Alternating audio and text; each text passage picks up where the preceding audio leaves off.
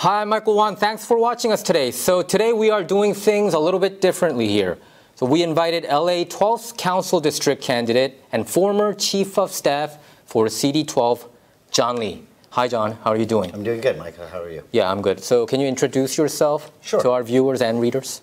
So my name is John Lee. Born and raised in the 12th District. I've lived there for now 41 years. Wow. I've had the... CD12 boy. Right. I am a local person. I'm raising my children there, and now I'm looking for the opportunity to raise, to represent this area that I've represented so long as a staffer.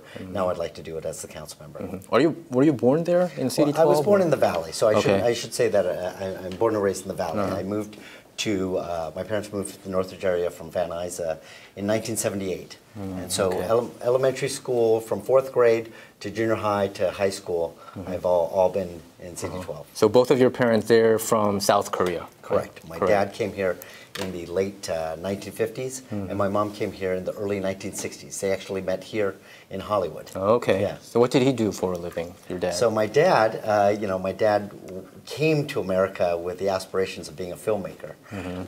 Filming to Hollywood? Yeah, he came to Hollywood, and he quickly found that there were some certain barriers. Racial barriers? Yeah, of course. Different things that he had to deal with, and he marrying my mom.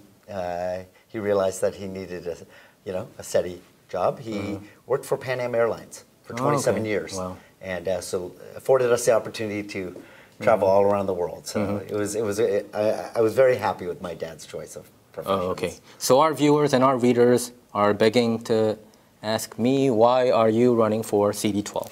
Well, I'm so looking forward to this opportunity because, this community has always given me so much.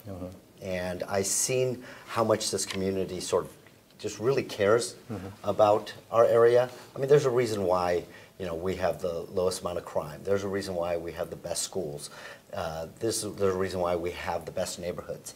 And it's because the people there are people who really give back. And I'm looking for the opportunity to represent them and to see how I can help them. This isn't really just about me. It's about how I can help the community, who have done so much already.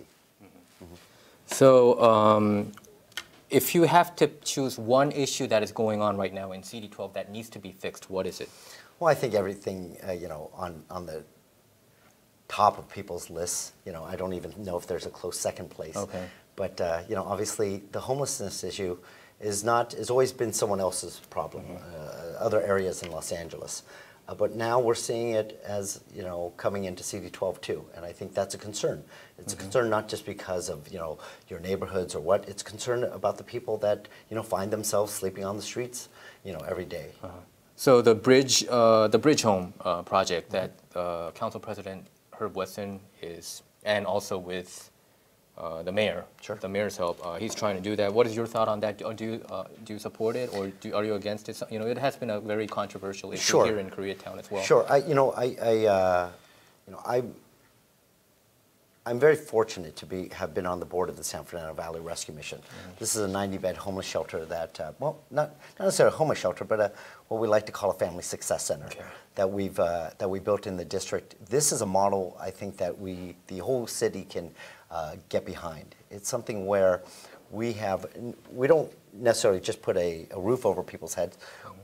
We provide the full wraparound services where we've seen almost a 93% success rate, meaning only 7% recidivism rate. Only 7% of our clients go back onto the streets. We don't look at so much as funding-based, but as people-based. And so it allows us that ability to, some people need to be there 30 days, some people need to be there 6 months. But we want to make sure we get to the root of the problem, how they became homeless in the first place. But really what I'm trying to do is make sure that they don't become the chronically homeless. Do you agree with some people saying this is a new norm? That this is just how the life of Los Angeles is? We're not going to go back to the days where we didn't have a lot of homeless people. Like even here in Koreatown, there wasn't this many homeless. Do you agree with that, or you disagree? Yeah, I mean, I disagree because I don't like the fact of people just throwing up their hands and just saying, look, there's nothing we can do about it. I believe there's a lot we can do about it. You know, I was just last night at the Hope Valley Cold Shelter Center. They have ideas. They have abilities to, you know, they started in a small church. You know, some churches, a church that was once 300 people now finds its congregation at 60 people. They had a school on site, and now they're using that site to, you know, convert it to, you know, temporary housing and bridge housing. These are things that are where if people are going to complain about, hey, we have homeless living on the streets or in front of businesses or different things like that, we need to come up with a solution. And it's not, we can't just, as elected officials, just simply say the problem's just too big. Okay. So what area does CD12 cover for starters, and why does the Korean community have to pay attention to this election? Can you explain those two questions? So sure. The communities that are in CD12 are Granada Hills, Northridge, Porter Ranch, Chatsworth, West Hills, Sherwood Forest, small part of North Hills, and a small part of Reseda. Koreans are the fastest growing population in our district. This is an area when I moved in 1978, I believe there was one other Korean in my in my school.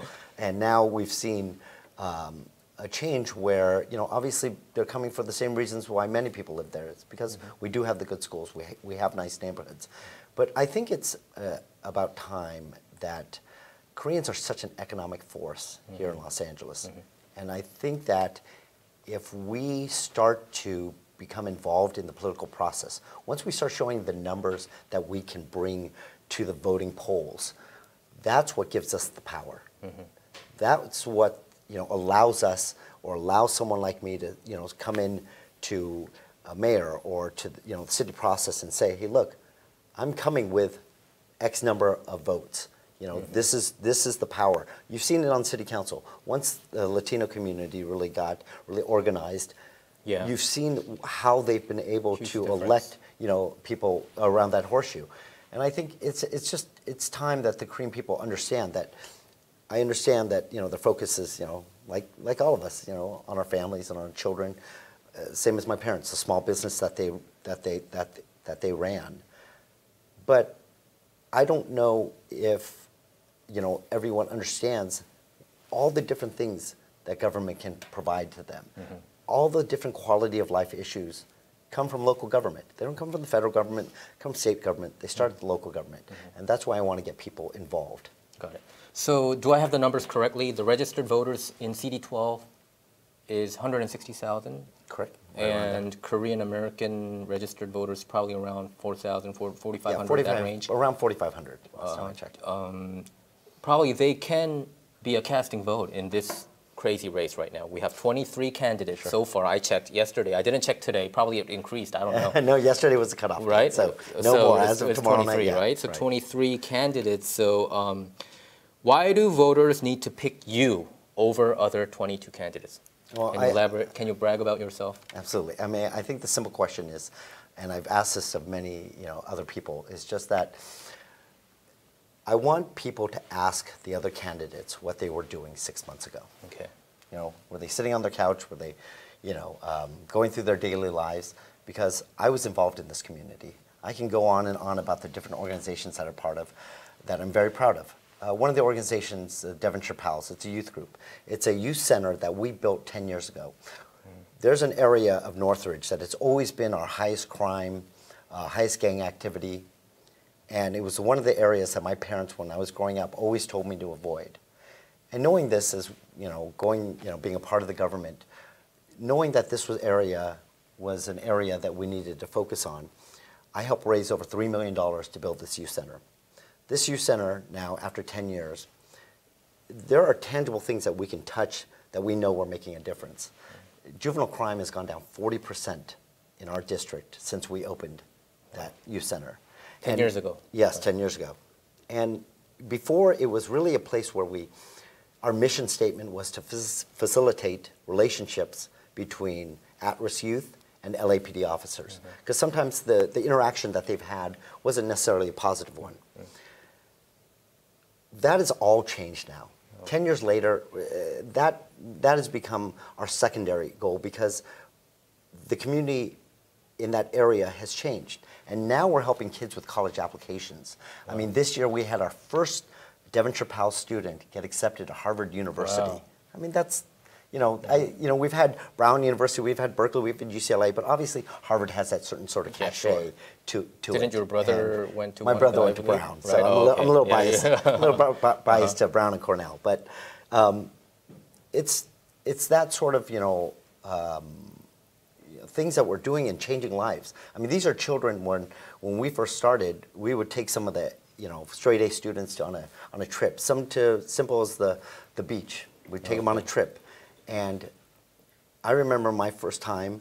There was a kid who said, "Wow, I can't believe how big it is." And you think to yourself, like, how big what is? And they're like, the ocean. And you have to stop to think, and you're like, oh, without reacting too harshly, that you've never seen the ocean before. This is the reality of their lives. And now we're changing lives where we have kids going to college. I mean, not just going to universities, going to some of the top universities, in our country. Another organization that I'm a part of is the San Fernando Valley Rescue Mission, which I talked about a little bit before. If you would have told me I was going to open up a 90-bed transitional housing center in Northridge 6 years ago, I would have told you, I just don't think it's going to happen. But this community amazes me. It continues to amaze me. We came together, and we really built, what I think is I look at myself as a consensus builder. I worked with the community. I worked with the rescue mission. They needed a place, and we found a location, and we worked with the community and all their different concerns. I bet you, if you ask anybody who lives in that surrounding community, they will tell you that the rescue mission has been nothing but a bonus to their community, their neighborhoods. I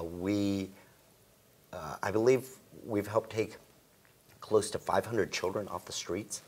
I remember taking a tour a couple months ago. We had a mother with twin 5-month-old babies who was sleeping in a car.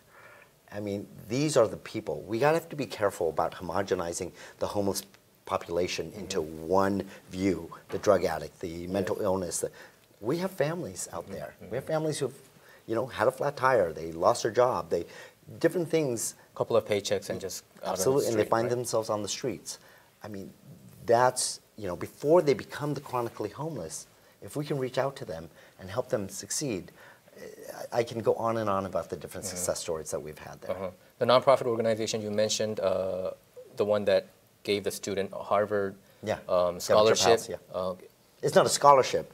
You just help them. Obviously, yeah. Okay, but not the entrance fee, not the registration. I would love to. I wanted to make it make it clear. Okay, so some people have said that CD12 is a lot like America in general. It's a little bit different from other districts. Like in 15, you have a little bit more of a conservative voice there rather than over other places. I mean, it's not too far left. Somebody said that about CD12. And it's not too far right. So that it kind of reflects America's value in general. What do you think about that statement? I think that when you look at the makeup of our communities, we have people from all different walks of life that live in our community. And we've, like I said, when I started there, when I moved there in 1978, I was one of 2 Koreans. And as Koreans that come in, they become, just a part of the community, the community as a whole. And I think that those conservative values that you talk about, or more the moderate, it's really about the family values. I mean, we have, we've always been the safest place to live. We have the lowest amount of crime in CD12. These among all 15 districts. Among all 15 districts. And this isn't just because, I mean, we do have a Devonshire division and Topanga that service our district. They're, 2 of the best divisions in the city. But I also want to give credit to some of the community also. The community, we have volunteer bike patrols. We have volunteer citizen patrols. We have, Devonshire Pals, Solid, all these different groups that are part, and they give of themselves to ensure that this community remains the way it is. And economically, CD12 is also in the upper echelon. Do you agree? Yeah, I'd like to say that we're among a the 15. strong middle class area of Los Angeles. And you told me the story of how you got involved, how you got a job in City Hall. Can you tell our viewers and readers out there? Sure. It's interesting. My parents, they are one of those different Korean families where they didn't necessarily, want me to become a doctor or a lawyer or wow. engineer. You were lucky. They always, my father always told me to make a difference, I had to do it from the inside. And my father always wanted me to go into public service. Wow. And okay. we He was started ahead of the curve. We started volunteering at age. I think my first nonprofit I volunteered for was at age 13, and that wasn't to boost up my resume, You just did it. for college. It was just something that our family were a part of, and so while I was in college, I didn't have the opportunity to do internships. I had to work full time. My mom was one of the casualties of the '92 riots here in Koreatown. And so we found ourselves being in a situation where I had to work. I had no choice. I couldn't just work for free in some government job to get my foot in the door. How old were you? At that time, I was 24. Okay. And so basically, when I graduated and I, moved on, I worked at the same retail job that I was working during college. And one day I thought to myself, you know what? I need to go and take a chance and try to find out if I can be in the job that I've always wanted, and I've always wanted to be in public service. So I, typed up my resume. I walked into City Hall. I looked at the list of different council members. You walked in there. I walked into City Hall. I looked down the list, and I saw the first name. His name was Councilman Joel Wax, and I remember my father telling me that he was a fan of his. And so that was the first office. I knocked on the door. I walked in. I met the receptionist. We had a wonderful talk. I had a wonderful talk with Nancy, and Nancy told me, I told her that I was hoping to, maybe volunteer, maybe, see what I could do to, get the opportunity to get my foot in the door. And she told me, you know what, why don't you hold on? She brought the deputy chief of staff out. I sat with her. I got the job. I walked out. I called my mom, and I told her, Mom, I did it. I think I got a job. And the first question she asked me was, oh, that's wonderful. How much do you get paid? And I remember telling her, I have no idea. You didn't I don't know. It turns out I probably should have asked. Yeah, but because you were just happy. It was about $9,000 less than my retail job. Okay. And so, as you know, I believe at that time I was probably like 25, 26. That $9,000 made a big difference. Oh. Did you regret it a little bit? Life. Or? No, it turned out to be one of the best decisions of my life. Okay.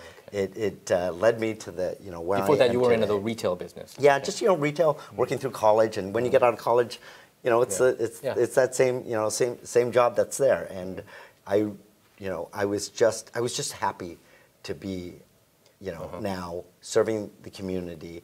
And from that, working that councilman has led to the entire, the rest of my political career. So you started off as a field deputy, Yep. and then climbed up the ladders Correct. all the way up to chief of staff, Correct. right? One of your best buddies is the former CD12 councilman, Mitch Englander, Right. Which he recently endorsed you. Of course. I was wondering, does that method still work to this day? Just go to City Hall and ask for and drop off your resume. You know what? I like to think it does work in my office. Anybody that walks in with a resume, I will always sit down. People would be pouring in there right now tomorrow. Yeah, I will always sit down and talk to them. When I was chief of staff, because I remember how scary it was for me to just walk in blindly and.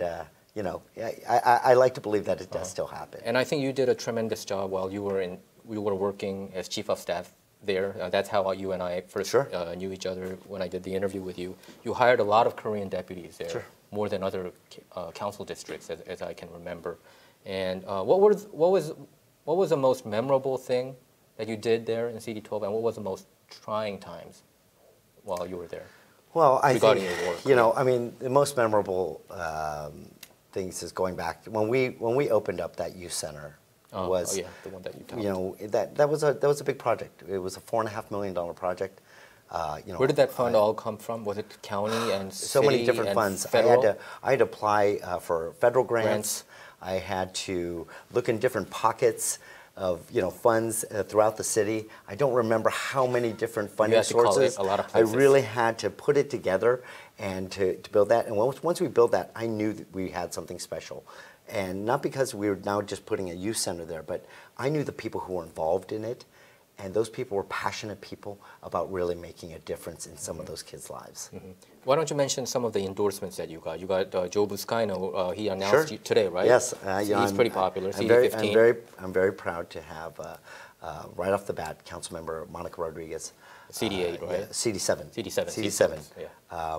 One of the two female council members in the city of Los Angeles. She wrote a glowing letter about it, right? She's all in. I rarely see those kind of expression in an endorsement paper. I think it's because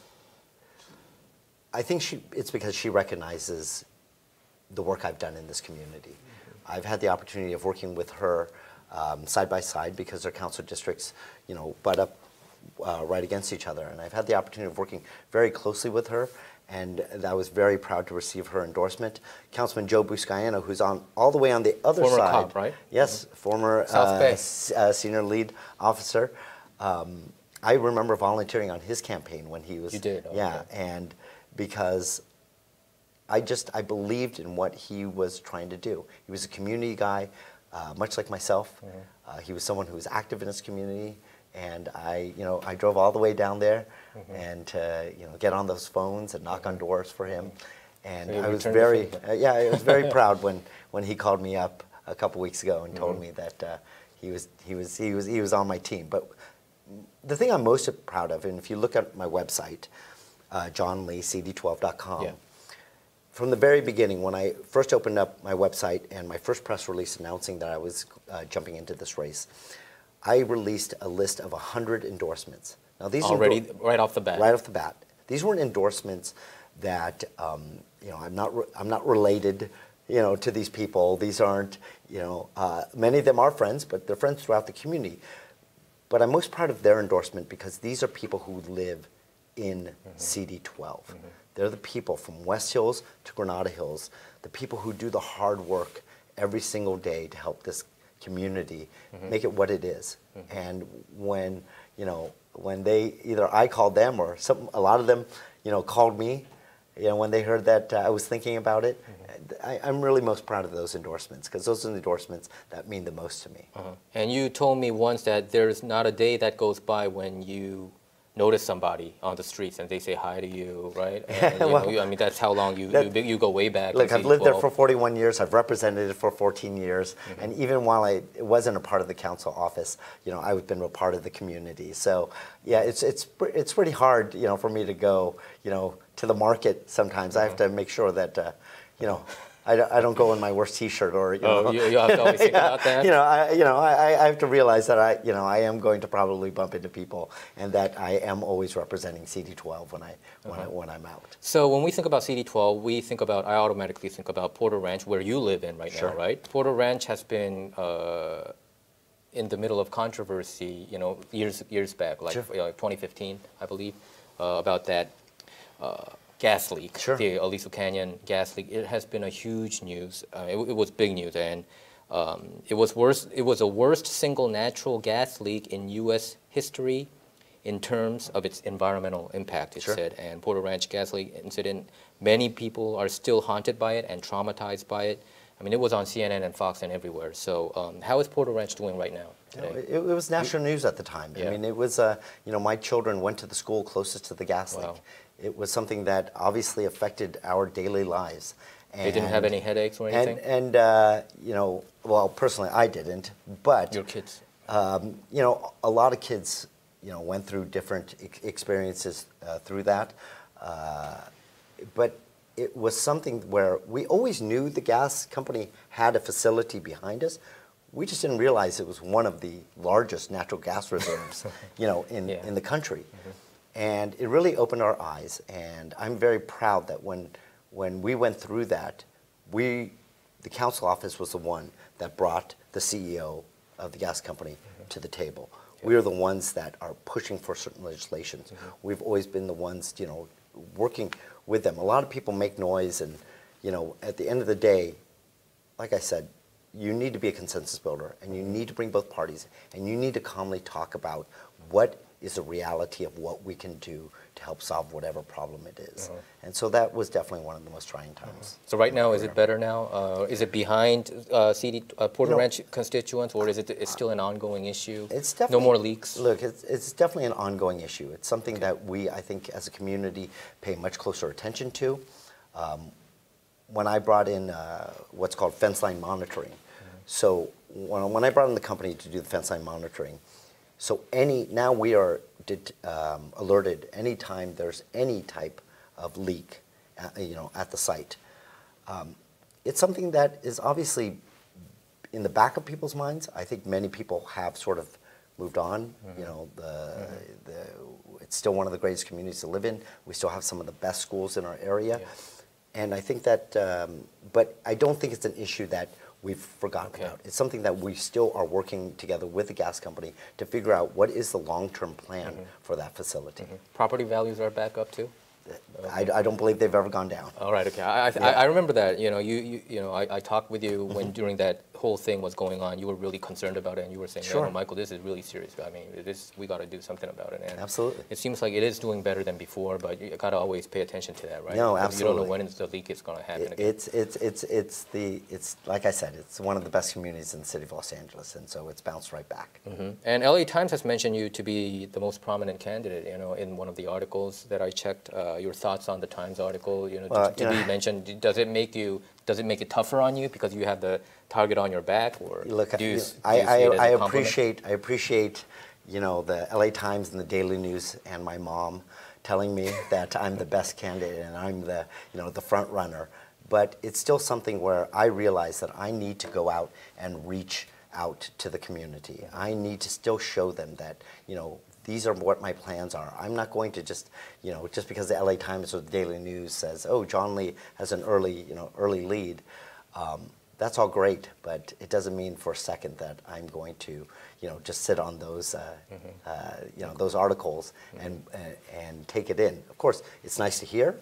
It's absolutely nice to hear, but it does mean that I need to earn it. I need to earn, those endorsements. All those people who signed on to endorse me, those are people that I do not want to let down. Okay. I think I got to also ask you this question because it was on the Times about Mitchell Englander, your former boss, was kind of involved in this, it's not pay to play, but about the charity fund that he encouraged his donors to help out the charity. So how should we view it? Of course, obviously it's for a good cause, but is it pressuring? I wanted to know your thoughts. I sit on the board this. of the YMCA. We operate 20, I believe, I'm not exact on this number, 28 after-school daycare programs that provide free services to parents that have, where both parents work. I think oftentimes when we are in the position we are in, we understand that certain corporations have what they call their corporate responsibility to the cities that they, do business in. And, for Councilman Englander to reach out to companies to, help support these very, very worthwhile organizations, it's a totally different scenario than, what has been going on in City Hall. We're raising money to help kids, go, have the experience of going to camps, to have a safe place to go after school. I mean, these are things that I think that we should all be concerned about. For instance, like AG and waste management were mentioned. I mean, I meet politicians a lot, obviously, because I cover politics. But sometimes I'm wondering, you have to ask help to people who you know, right? So these are the people that they meet, they mingle. That's why, if there's a charity, why not ask for help? So I think quite often some of these companies actually come to you and say, hey, you know what? These, you know your community's best. We do business in your community. Where are the worthwhile organizations? Where are the organizations that you know do sort of the best work? And while we have many, many worthwhile organizations, nonprofit organizations in our district, these are some of the organizations that we work closest with. And so, when we point them into that, that direction, I don't think that, they can make it sound nefarious or anything. I mean, really, we're trying to help people. Yeah. Do you think this is a non-issue? Like legally, sometimes in the articles it says legally it might be okay, but it could be quid pro quo kind of thing. Do you think just making an issue out of nothing that really controversial, but just by mentioning it, making it controversial? At the end of the day, the YMCA does great programs. The YMCA does amazing things. Every month I sit around at a 7:30 board meeting with 25 other community members that aren't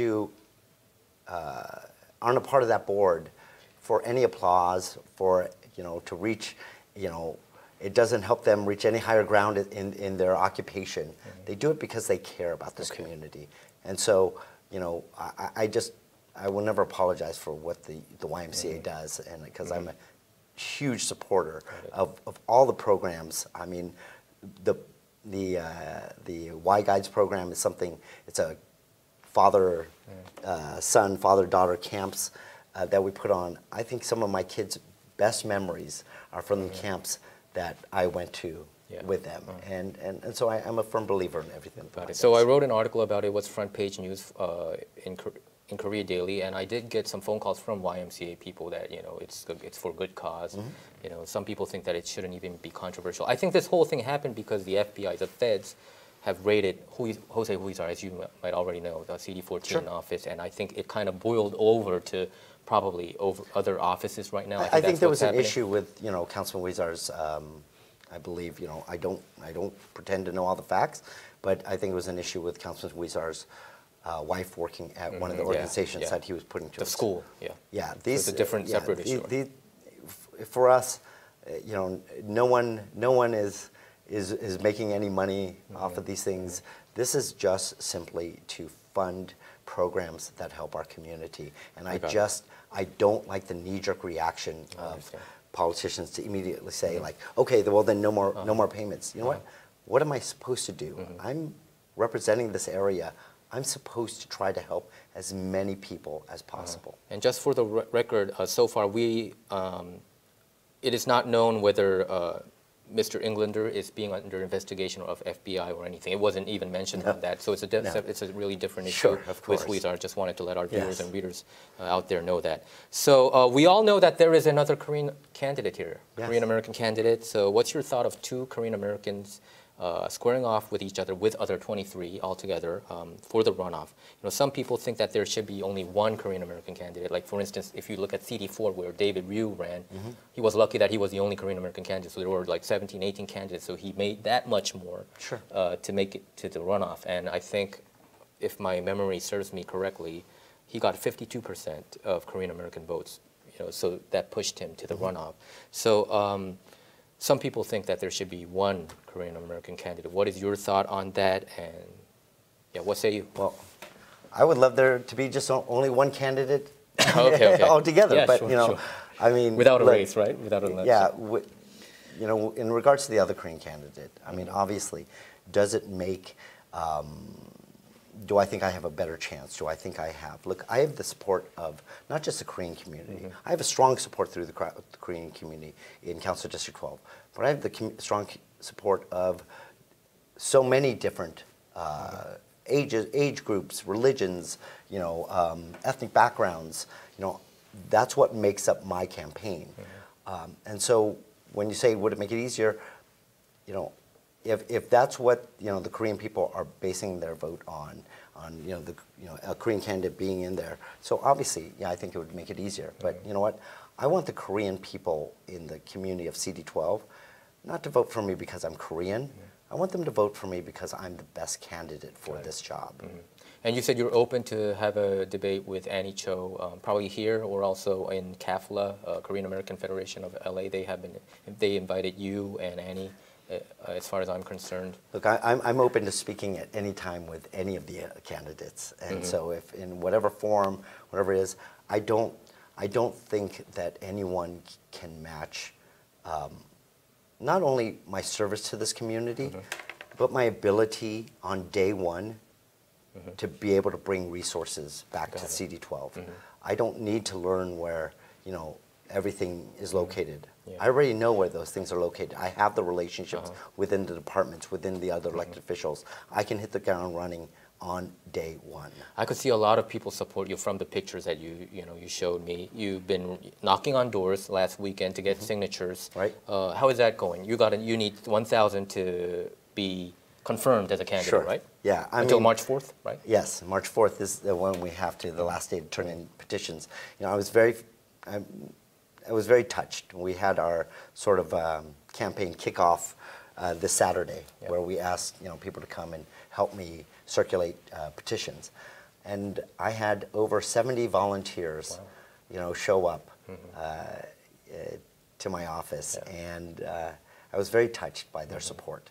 And these are people that are out there now, out there this weekend, out there in the cold weather, knocking on doors, getting weather, people, right. getting people. It's a different time. Yeah, right? getting people to register, and I think that very soon you'll see that I will have successfully turned in the signatures and able to qualify for the ballot. Okay. What are the things that you want our viewers and readers to know about you besides politics?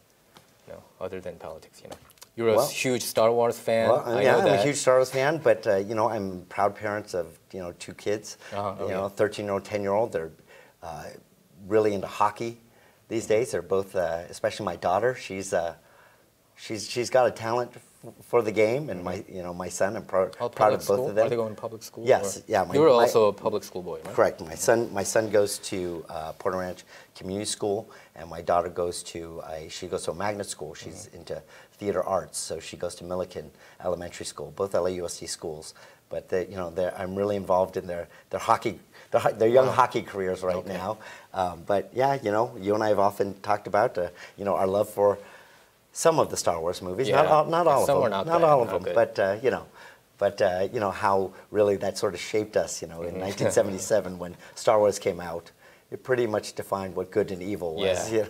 And Empire Strikes Back even trumped the original one, and Absolutely. considered one of the best movies Absolutely. ever. And Absolutely. what is your thought about the sequels? Are you liking it? You really, like do you the really Force want me to Awakens go? and Last Jedi? Yeah, Let's our just- viewers want to know your opinion about pop culture. Let's just say that I'm such a huge fan of the original trilogy that it's going to be hard to ever match up to those. I was not a big fan of the prequels and of the final 3. I'm crossing my fingers for episode 9, but 7 and 8. While I enjoyed them, not up to I had some concerns about them. Not to go too deep into it, but it was just something that when I was a young kid, like I said, I was 7 years old when Star Wars came out, and really just blew my mind of storytelling and special effects and everything, and I just will always be a huge Star Wars fan. Should George Lucas come back? Well, I mean, I think all Star Wars fans, while we weren't happy with the prequels, it's something. I'm just hoping, regardless of whether it's George Lucas or whoever it is or J.J. Abrams, I mean, it's done. It's in the can. So right. I'm just crossing my fingers that they sum up basically what has been my entire life. Yeah, my entire life, 40 years of my life. That in a good way where I can walk away, being satisfied. When is the due date for constituents to vote for? Register to vote. So to register to vote, I believe it would be sometime in early May. Okay. It would be the last time to register to vote. And when are the constituents receiving their VBMs? May 4th. May 4th. Mm-hmm. Okay. All right. So it's pretty much crunch time already, right? Because it's a special election. Yeah. Like I said, we started this Saturday, getting my name out there, and we're going to continue until June 4th, and until we we bring this home. Turnout prediction, and how many votes do you think you need to make it to the runoff? Oh, it's really hard to say with 23 candidates. Now, I think that Council District 12 has always had a good showing in different elections. Even in a special election like this, like I said, we're a community that cares, and they're aware of the issues. I wouldn't be surprised if we get 18 to 22,000 people. That'll be amazing. Yeah. As far as what it's going to take, with 23 candidates, you know, if you can tell me, I'd love to know. All I know is that I need to work hard. I need to earn the trust of the CD12 voters, and you know, hopefully that will show through this how much I care about this community. Because I mean, I don't mean to sound corny, but I don't believe that any of the candidates in this race care about this community as much as I do. Okay, so higher the turnout advantage for you. Do you feel that way? The higher the turnout. Look, I'm always pushing for as much turnout as possible. I always want people to participate, you know, in the democratic process. So I think that whether it's a lower turnout than I expect or a higher turnout, I think I'm going to be able to effectively get my message out there about what my plans are and about how much I love this community. So any last words for our viewers and readers out there? We want to listen to your last words, and also how they can get involved in your campaign. You can advertise about it. Yeah, well, you know what? You know, my website is johnleecd12.com. You can sign up there to volunteer. This is going to be, you know, a race with 23 candidates in it, and I'm going to need as many people to come and help me share the message. And it's not just a message about me, it's a message about this community and everything this community does that I'm so very proud of. And I think that on June 4th, you're going to see that I'm successful in that, and hopefully June 5th I'm sitting in this chair right here doing an interview about the runoff election. All right, okay. Well, good luck on your campaign, and thanks for stopping by. Thank you very much. Okay, well, that's our show for today. Our show is not about left or right, it's about right or wrong. To stay up to date with our latest videos, make sure to subscribe to this YouTube channel by clicking subscribe. Thanks for tuning in.